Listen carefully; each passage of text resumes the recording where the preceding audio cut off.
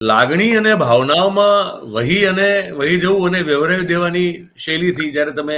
કોઈ વાત કરતા હો એમાં શબ્દોનું જોશ અને ભાવનાઓનું બળ મળી શકે તમને, અને લોકોને ગમે ખરું,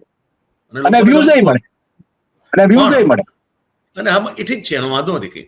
પણ એનાથી શું થાય કે આમાં કીધું આ ક્ષેત્ર બહુ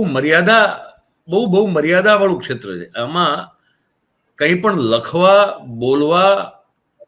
માટે તમારી પાસે ઘણી બધી મર્યાદાઓ છે, એને લઈને તમારે ચાલવું પડે છે. હવે હું બહુ ડિટેલમાં નથી જતો, પણ હું એમ કહું કે જે ઘડતર થયું છે, ભાગશાળી છું હું કે માનું છું એ સેન્સમાં, એમ કે તો નસીબ હારા એમ કંઈક ચાલે કે બહુ શરૂઆતથી આ 5WH નામની જે આખી ઘટના છે પત્રકારત્વમાં, એને એટલી બધી સ્ટ્રિક્ટલી ફોલો કરવામાં આવી, એવા તંત્રીઓ નીચે કામ કરવાનો અવસર મળ્યો, એટલે એ સારું રહ્યું. કે નહીતર આમાં મેં કીધું કે સત્તા એક એવી ચીજ છે જેનો આફરો ઝડપથી ચડી જાય તમને, એટલે પછી નીતિ નિયમ મતલબ વ્યવસાયના જે મર્યાદાઓ છે, એના જે બંધનો છે, એની જે બાઉન્ડ્રીઝ છે, એને તમે તમારી જાતને જો એનાથી મોટા માનો, અને બોલવામાં,